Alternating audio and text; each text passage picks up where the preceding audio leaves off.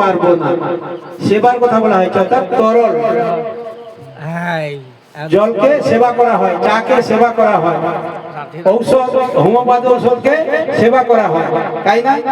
কিন্তু এলোপ্যাথ ঔষধকে বলছে খাওয়া হয়। ঠাকুরের যে ভোগ দিচ্ছেন এটা সেবা, এটা কিন্তু খাওয়া নয়।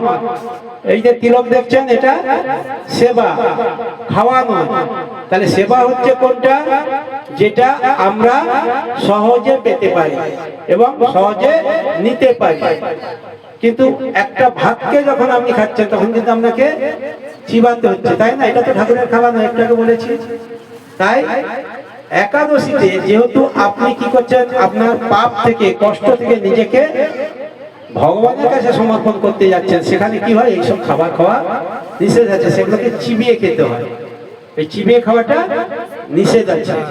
যদি বললাম তাহলে আমরা তো যেটা খাচ্ছি ভুট্টা ঘাঁটা ভাটা, সেগুলো তো চিবিয়ে খাচ্ছি, এগুলো আমরা এখন পেটের জ্বালায় বা বাঁচার জন্য করছি।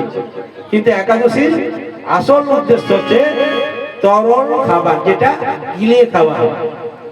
গিলে খাবার কথা বলছি, জানেন তো? গিলে কারা খায় বলুন তো? গিলে কারা খায়? সরীসৃপ, সাপ যারা গিলে খায় না। ব্যাংকেও সরীসৃপের মধ্যে ফেলা হয়েছে।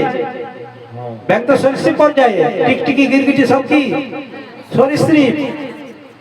এত ভুল করলে কি করে ভাই? আমি তো মাত্র মাধ্যমিক পাস, বুঝতে পারছেন তো? আমি মাধ্যমিক পাস, সত্যি বলছি। আমার খুব ভয় হয়, কেউ যদি কোনো প্রশ্ন করে দেয় না, ভয় পেয়ে যায় মাঝে মাঝে, যে মাধ্যমিক পাস করে এরকম যদি বড় বড় জায়গায় বসে থাকি, খুব ভয় লাগে। তাই বলছে একাদশীর দিন আমাদের ভক্ষণ নিষেধ, সেটা না করার জন্য পঞ্চশস্য করেছে, যাতে এইটুকু আমরা ছেড়ে দিতে পারি।